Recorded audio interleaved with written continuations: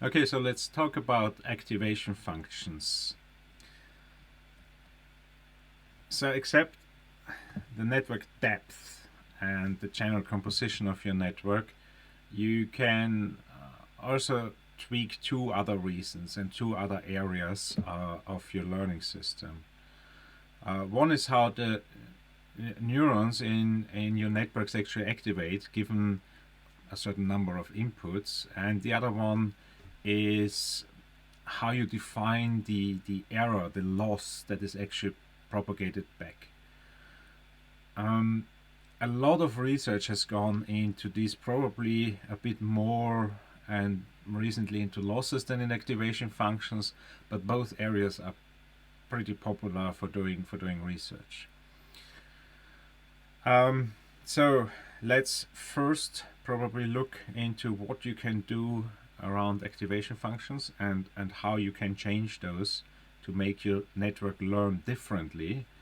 And then later in another video we will look into loss functions and how you can actually characterize the error your learning system is making during every pass.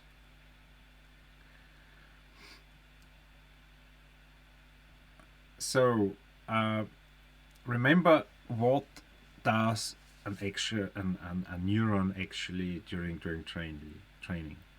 Simply put, it calculates a weighted sum of all of your inputs, adds a bias to it, and then decides, well, whether it should be activated or not, right? Now, the value of the output y can be anything, basically. It can be ranging from minus infinity to infinity. Then the neuron really doesn't know the bounds of the value it should output. So how do we decide whether the neuron should fire or not? Well, we can decide and add an activation for this purpose. And probably the most naive activation is to just set the threshold, something like a steep activation like this here. So if the value of y is above a certain value, here 0.5 apparently, we declare the neuron is activated.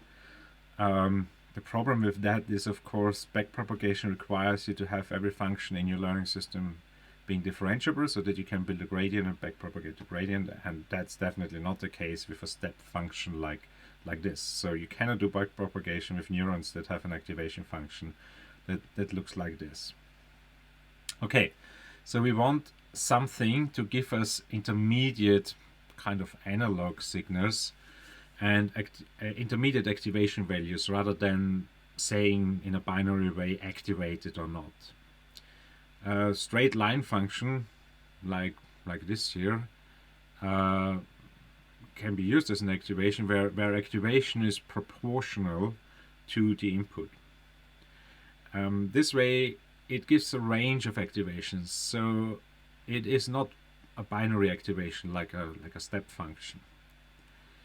It is a constant it has a constant gradient, so it has a gradient, and the descent is going to be on that constant gradient, right? So a constant value will be backpropagated given that error. If there's an error in the prediction, the change made by backpropagation is constant and not dependent on the change in input, so not dependent really on the delta x. That's not really a good thing, and even worse for fully connected layers. Okay, each layer is activated. If each layer is activated by a linear function, that activation in turn goes into the next level's input, and the second layer calculates a weighted sum on that input and returns it. It fires on basically another linear activation function. So the thing is, no matter how many layers you put in your network, if they're all linear in nature, the final activation function of the last layer is nothing but a linear function of the input of the first layer. Right? So your entire deep network becomes linear if you use linear activations.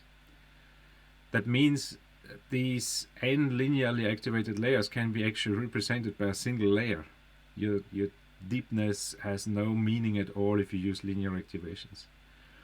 So no matter how you stack them, the whole network is still equivalent to a single layer with linear activations. So you have a linear regression system here, which you're well familiar with. Okay, so another thing you might be familiar with is the good old sigmoid function, which has always been used for neural activation and to characterize some nonlinearity in there. And it looks a bit like a smooth version of the step function, right? So you have seen this in previous machine learning courses. A sigmoid function is nonlinear in nature, so that's great. You can stack that now in layers and not end up collapsing into the same activation in the final layer as you would do with a linear function. So it will also give an analog activation, unlike a binary step function, and it has a smooth gradient too. That's also nice. Between values for x between -2 and 2, the function is very steep. So this means any small changes in the values of x in that region will cause values of y to change quite significantly. And that also means this function has a tendency to bring the y values to either end of the curve. Okay. So it tends to bring the activations to either side of the curve, either above 2 or below -2, for example, making clear distinctions on the input. Yeah, it's kind of what we want. And towards either end of the sigmoid function, the output values tend to respond very less to the changes in x. This is probably not, well, a disadvantage of functions like this. So big changes of x won't necessarily cause big changes of y. So what does this mean? That the gradient at these regions also is going to be very small. So it gives rise to a problem which is generally known as vanishing gradient. So the more your input values start to change, the less your output gradient will actually be able to backpropagate, and then you will lose all your gradient information. At some point you hit the numerical machine epsilon and you can't represent these small gradients anymore, or it will just take you forever to train a network with these. So this means sigmoid functions are great. They do what we want a network to do actually, but it also means that a network may refuse to learn further than it has already learned, and it might be drastically slow learning things during optimization. So the Tanh function is an alternative to this, and this has characteristics similar to a sigmoid, which we just discussed before. It is nonlinear in nature, so basically great. We can stack layers. It is bound slightly differently. It is bound in a range -1 to 1, so no worries of activations blowing up too much. The gradient is stronger for a Tanh than for a sigmoid, so it takes longer until you run into this vanishing gradient problem. Another advantage of the Tanh is that we can expect the output to be close to have zero mean. This has an advantage for the weights that follow this activation, because they see positive and negative values and therefore tend to converge faster to their final solution. Deciding between the sigmoid and the Tanh will very much depend on your requirements on gradient strengths, right? So indirectly it will depend on the training data you're looking at. Unfortunately, if you stack a lot of these, you cannot learn very efficiently, either sigmoid or Tanh. One also needs to be very careful about input data normalization with these sort of activation functions, since they're quite sensitive to the input distribution you give them in your entire training set. So therefore people came up with simpler functions to do this activation, and probably the most well-known simple function for activations is the Rayleigh, the rectified linear unit. So the Rayleigh gives an output x if x is positive and 0 otherwise. This is very simple. So at first look, this would look like having the same problems of a linear function, right, as it is linear in the positive axis. First of all, Rayleigh is basically non-linear in nature here. Only the positive part is linear and the negative part on its own, but the whole function together is non-linear in nature. And combinations of Rayleighs are also non-linear, which is what we need. So Rayleigh is a good approximator for non-linear functions. Any functions can be approximated with combinations of Rayleigh. So this means we can stack up layers with Rayleighs despite they look very linear in nature. The Rayleigh is not bound, and the range of Rayleigh is basically 0 to infinity, as you can see in the plot here. This means it can blow up activation if you're not careful. The sparsity of the activation can also be a problem in networks. So imagine a big neural network with a lot of neurons.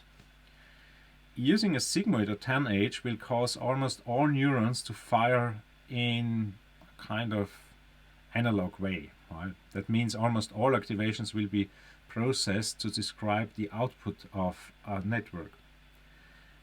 This is quite costly to do actually, and processing that network is quite expensive. So we would ideally want a few neurons in the network to not activate, and thereby making the activations quite sparse and efficient to compute. A Rayleigh actually allows this. So imagine a network with random initialization weights. Yeah, we just started training, and almost 50% of the network yields 0 activation because of the characteristics of Rayleigh. So output 0 for negative values of x, for example. This means fewer neurons are actually firing, so we have sparse activation and the network is faster. So because of that horizontal line in Rayleigh for the negative x, the gradient can go towards 0. For activations in that region of the Rayleigh, the gradient will be 0 actually, because of which the weights will not get adjusted during descent. So all of the negative inputs in these areas, the gradient will just be 0 and the weights won't really be adjusted. That means neurons which go into that state will stop responding to variations in error or input. That's kind of called the Rayleigh, the dying Rayleigh problem. So if you have too many of these neurons that are stuck somewhere in a negative input area with a 0 gradient, then these units are dead for you. You can't use it anymore. This problem can cause several neurons to basically just die and not respond, making a substantial part of the network quite passive, which is probably also the reason why network sparsification and pruning actually works. But you could expect, if you have lots of Rayleighs in your network, that some of your neurons will just be dead and don't contribute anything to the performance of your network. So there is a variation, there are a lot of variations of Rayleigh to mitigate this issue by, for example, simply making the horizontal line into a non-horizontal component. For example, something like 0.01x for everything that's smaller than x. So you get a very, very, very tiny slope in there. But this will make it slightly inclining line rather than a horizontal line. So this is called a leaky Rayleigh. There are other variants too.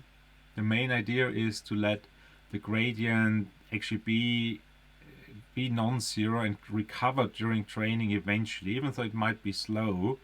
But at some point you might reach again the positive areas where your neurons will resurrect from the death and continue making contributions to your actual training process. So Rayleighs in general are less computationally expensive than a Tanh or Sigmoid activations because it involves very simple mathematical operations. That is a good point to consider when you're designing neural networks, because if it's just taking too long to train them, you won't be able to experiment with them. I mean, if you think about it, of course, these kind of sigmoids, Tanh H's and so on, they involve a lot of kind of exponential computations, lots of multiplications to get to this kind of smooth curves. Well, this here is just a multiply add, right? So this is very, very, very straightforward and very cheap to do. So here is another variant of leaky Rayleigh. In this case here now we have replaced the slope, the previous slope of 0.1 by a learnable parameter a.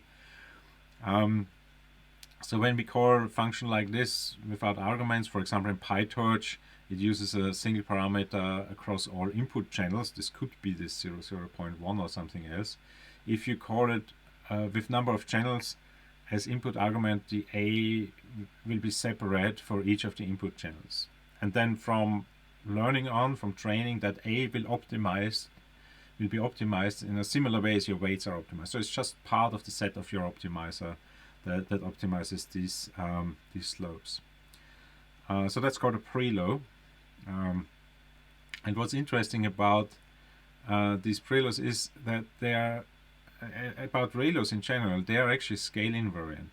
So you can multiply the signal by a value and the output will actually not change, except it will be scaled, of course, but in the same way as the input. So these are equivariant to scale. There is only one linearity basically in there, which makes them quite nice as an activation function, also practically.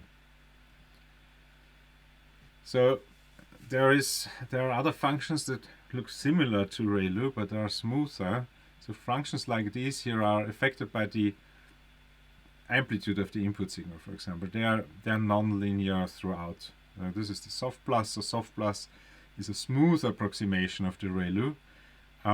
It's a differentiable version, a fully differentiable version of the Rayleigh. It has a scale parameter beta, and the higher beta here is, the more that function will actually look like a Rayleigh. It can be used to constrain the output of a unit to always be positive. If some applications require this is interesting. And for numerical stability, for example, the PiTorch implementation reverts to the linear function when the input times beta is larger than a threshold. Okay, so sometimes it will still revert to the linear function for numerical stability.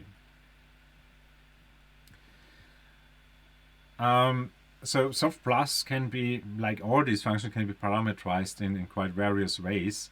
Another soft version of Rayleigh is, for example, this Elu. So you use Rayleigh as a basis and then add a small constant that makes it actually smooth. One difference is that this one here can become negative, so it goes actually below 0, unlike the Rayleigh, right? That may have an advantage, but very much depends on the application you use it for. So an Elu like this allows the network to make the average of the output 0, which can help convergence. So integrating functions like this can help, but they're also getting again more expensive to compute down the line. For very deep networks, that makes a big difference. So here is another variant. It's called the Silu. This one is continuous differentiable if alpha is not equal to 1. So this one is only differentiable if alpha is equal to 1. Here this one is continuously differentiable if any of the alphas you give it and you use it. So basically the Silu is C1 continuous. If you want to know more about these sort of activation functions, have a look in the original paper about this continuously differentiable Elus. There are lots of variants of this with many different parameters. There's, for example, the Silu. This is the scaled exponential linear units. They have the advantage of what they called internal normalization. The shown parameters are the solution to, actually here, these awkwardly looking parameters are the solution to a fixed point problem where they assume a mean of 0 and variance of 1 for all the weights of a network. So it's based on assumptions, but doing this, you get to activations like this, which will help your network probably really become like this. So when it comes to neural networks, normalization can happen in 3 different places. First, there is input normalization. One example is, for example, to scale the pixel values of gray scale pixels, which are usually between 0 and 255, to values between 0 and 1. Right, this is input normalization. Second option is, and this time specifically relevant for neural networks, is batch normalization, which we have already discussed. And the third is internal normalization, and this is where the Silus supposedly magical things happen here. So the main idea is that each layer preserves the mean and variance from the previous layer. The activation function needs both positive and negative values for y to shift the mean, so otherwise it wouldn't be able to normalize itself. And this function has a gradient very close to 0 and can be used to, this can be actually used to reduce the variance, so you get things that look kind of normalized. So the cause, the cause for vanishing gradients in the outlier activation functions is here in this case actually a necessary characteristic for internal normalization. So you're trying to keep them very close to 0, and somewhere in these areas here where the gradient looks quite awkward, but helps to allow to normalize the internal activation to something that looks 0 mean normalized. So the case, so these Silus can actually never die, in contrast to the other Rayleigh variants.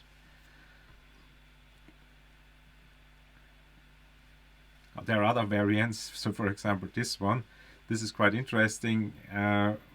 So this can be related to Gaussian distribution. If this is relevant for your task and you want that your activations are kind of look like Gaussian distributions, then you can use these GELUs, Gaussian ELU units, which this can be useful to help and regularize your network to become something more Gaussian.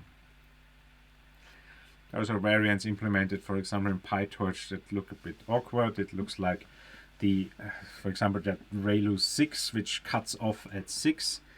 Why 6? Well, this is an arbitrary choice, but that's probably the first function we see here which has 2 nonlinearities. Right, so this has 2 kinks in here, and probably leads us over to other functions here.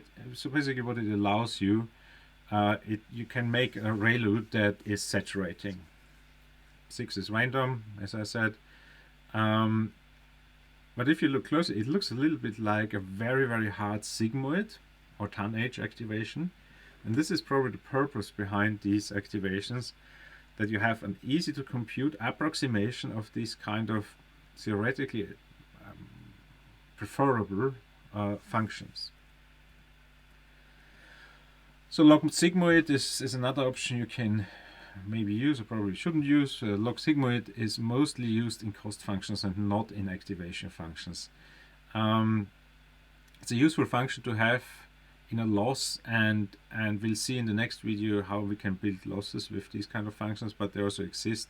So if you have a PiTorch implementation, you can just access them with torch and then log sigmoid, and you get a function like this. So the other more commonly known ones is, for example, softmin. So these are softmin and softmax. So softmin, for example, looks like this. So these softmin, softmax functions are multidimensional nonlinearities. Okay. So vector n, so vector n comes in, and a vector of size n comes out again, which looks different, but it has the same size. So in these vectors, the input can be seen as, well, if you like, some people describe them as, a lot of people actually describe them as energies, probabilities, or penalties instead of scores. It depends how you interpret this. So functions like this are a good way to turn a couple of numbers, right, something that comes out of your network, into something that looks a bit like a probability distribution, which can have quite a lot of advantages if you want to deploy lots of theory from probability theory and these kind of things, which require that your value distribution pretty much looks like a probability distribution, of course, and not just some random numbers that happen to be scores or something. So this one is probably the most common one. You might have come across it already. It's very commonly used to convert network logits, or something that falls out at the end of your network, to final class probability scores. It's bound between 0 and 1. The output is just every element of x by the sum of x, so it will push the kind of most likely highest score towards 1 and all the other scores towards 0. So applying the softmax function to an n-dimensional input tensor will essentially rescale this tensor so that the elements of the n-dimensional output tensor lie in the range between 0 and 1 and also sum up to 1. So you have something that has the properties of a probability distribution. There is a log version of softmax. This can be useful again as piece of a soft function, which we will discuss in the of a loss function, which we will discuss in the next video. So there are also newer variants. You might, I don't know, probably the question came to your mind, why don't you use a periodic function as an activation function, right? To some degree, theoretically, it should be possible and make sense, since if we look, for example, at images or audio, most of them, to some degree, you can decompose them into periodic signals. So why not using a periodic activation function? The short answer is it's very difficult. It's very difficult to converge a neural network during training by using a sinoid or cosine activation function. Recently, so this year at NeurIPS, there has been one approach being suggested. They call it Sirens for periodic activations. It has been explored in the context of implicit representations, where you try to find, you try to do this decomposition, and you try to find a continuous function that represents some sort of sparse input. And with sparse input, I really mean anything. An image, for example, is sparse input. It doesn't have a continuous representation, so it's sparsely sampled pixel input. There's a nice website. Check it out, what they used it for. Implicit representations can be quite fun, but sometimes not quite obvious why you would use this, except that you have now a continuous representation. Still, also these sirens are pretty difficult to train, and you wouldn't use them for a classification problem or something. Or Rayleigh works significantly better for these sort of things with the current convolutional neural networks. And the activation is really nothing else than, in this case, a sinus. In the implementation, actually, they do 30 plus sinus, so they shift the sinus a little bit, which they have determined experimentally to be of to have an advantage and to work better. And I actually played around with it. If you change this 30, then it will completely break down sometimes for certain values. So there's probably some more research to do for continuous and periodic activation functions. Okay, now which activation function to use? The answer is pretty simple. 42. So does this mean we just use Rayleigh for everything we do, or sigmoids or Tanh? Well, kind of yes and no. When you know the function you're trying to approximate has certain characteristics, you can choose an activation function which will approximate the function faster, leading to a faster training process. For example, a sigmoid works well for a classifier. See the graph of sigmoid doesn't show properties kind of an ideal classifier. This was also the original idea for neural networks. So the sigmoid has been around forever, since there have been the idea of neurons. Approximating a classifier function as a combination of sigmoids is kind of a bit easier than maybe with Rayleighs, which will lead to a faster. So Rayleighs usually would lead to faster training process and convergence. You So you can use the whole range of these function tools to build your own activation functions, if you like. And you saw what happens. People do that. Rayleigh 6, for example, and other arbitrary choices. They are all parameterized. If you don't know the nature of the function,